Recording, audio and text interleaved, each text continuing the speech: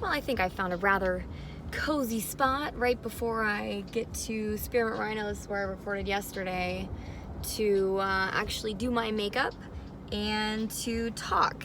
I will say, this is the only club I have ever worked at that I've actually wanted to hear some of the dressing room chatter. And I will tell you the reason is because of the insightful stuff that I have learned about this place.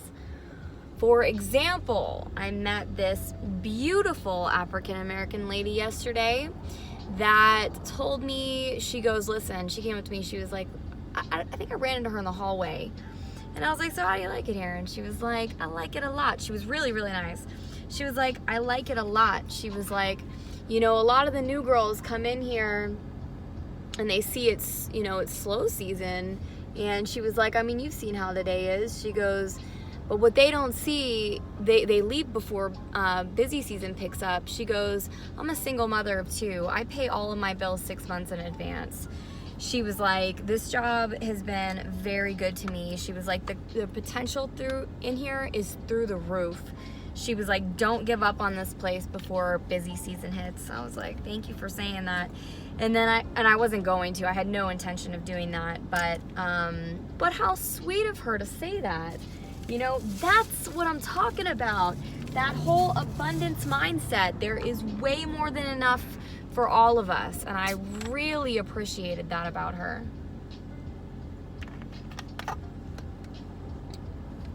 Because she absolutely did not have to tell me that. Next, I heard her in the dressing room say to somebody else, she was like, wait until you experience a $5,000 to $10,000 day. I was like, shit, I need a $5,000 to $10,000 today. I don't need it today, but I need it soon. I'm definitely parked a little bit close on the corner of the street. I shouldn't be here, but I'm just gonna put on the rest of my makeup and then I'm gonna go into work. It's only 2:10. I don't have to be there till 3. By the time 9 rolls around, I'm definitely, I don't want to say exhausted, but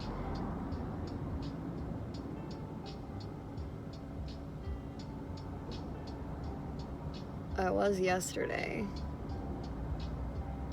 and the day before.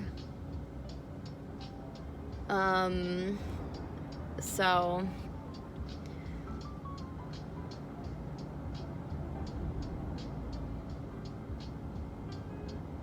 yesterday was nothing special at all. Yesterday was my worst day here, actually. I'm embarrassed to admit how much I made, but I will tell you I made $220. And that was not including the $50 I had to spend to be there. So technically I made like $170. I will say it was my fault. I think it was my fault for lack of trying. At the very end, there were 2 guys that came in. I had already gotten, all the day shift girls had gotten called to the back, so technically I was supposed to go to the back. But everyone knows how I feel about asking for forgiveness instead of for permission. But this is why I fucked up, is because these 2 guys walk in and this pretty girl comes up to me and she's like, hey, you want to come over to those guys with me? I don't know why she asked me. I don't know why she didn't just go do it herself. But I was like, we're supposed to wait until they have a drink in their hand. That's what I was told. Is when new guys come in, they're supposed to go to the bar or sit down, and you are not allowed to talk to them until a waitress approaches them or until they have a drink in their hand at the bar. I knew as soon as I told her that, and she was like, oh, that makes sense. And I was like, but I could be wrong. I was like, that just because that's what the rules are doesn't mean that that's what really actually happens around here. And I said, but if someone approaches them before they get a drink in their hand, we'll know that we don't need to follow that stupid ass rule anymore. And sure enough, I see 2 other girls walking up, and I looked at her and I said, my bad. And these 2 girls walk up and approach. Chances are, I mean, I don't know. it's so funny. You can't say chances are anything with anybody in a strip club because you just do not know. I was going to say chances are they would have wanted to go through the warm-up phase and, sit down and talk for a little while. But that's not necessarily true. That's super not necessarily true. Maybe they would have just came and gotten a dance with me. I've had that happen tons of times, especially at like Mons Venus. But Mons is a dancing kind of club. There are no drinks, there are no TVs, there's no bullshit. It's just, hey, you're here for a dance. I know you are because there's literally nothing else in here for you to do.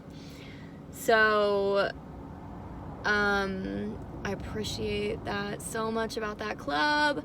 I will probably be back in Tampa actually very soon. Not this weekend, but next, because I will be going to see my boyfriend in Tampa, and he will have to leave on Sunday, which means that I will stick around until Monday, Tuesday or Wednesday probably, and then head back to Vegas. So I feel like I'm in a bad spot here. I need to get the fuck out of here. I'm pretty much done with my makeup anyway. I mentioned in the group earlier today, kombucha is a great alternative to champagne, and it really is. If you don't want to be drinking a ton at work, and I don't want to be drinking a lot at work. I don't want to be drinking, really I don't want to be drinking at all, but that's tough to pull off. So, anything else important to talk about? It was a cute couple, well, not a cute couple, there was a cute girl that came in and a guy that was with her that came in yesterday. She was 21, he must have been in his mid-40s. He was all like on high alert, like he wanted to fuck. And he came over to me, funny how your skin can get thick, He came over to me, followed me across the room. I didn't know he was following me. Followed me across the room, comes up behind me, taps me on the shoulder, and says, "Hey, my friend wants a dance from you." And I was like, oh, okay, cool. So I go to follow him back. And then as soon as I get there, this other dancer is like, "Oh, sorry, there was a miscommunication. She doesn't want to dance with you. She wants to dance with me." I was like, okay, cool.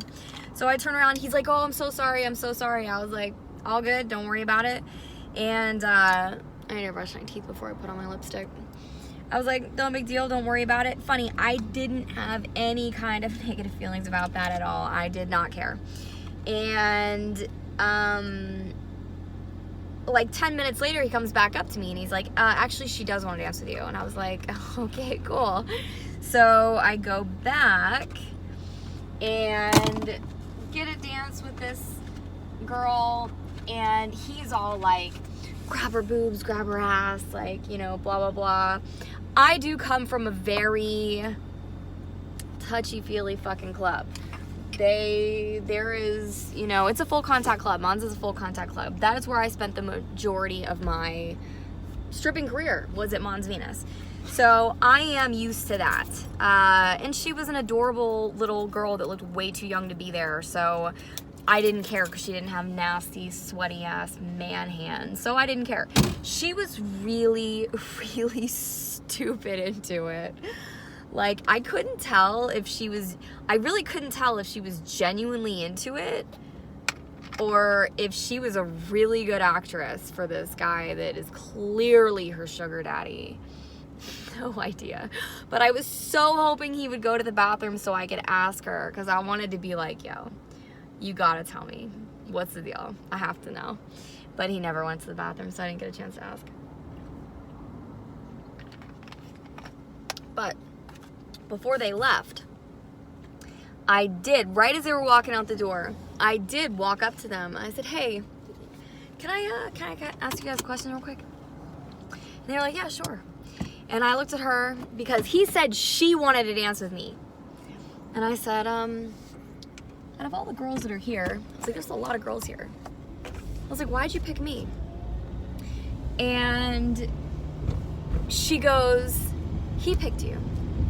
And I was like, oh, okay. I didn't say it like that. I was like, brushed it off. I didn't want her to know that he had told me that he said that she wanted to dance with me.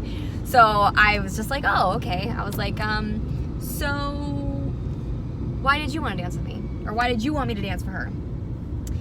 And he said, because you're all natural. And I was like, oh, okay, cool.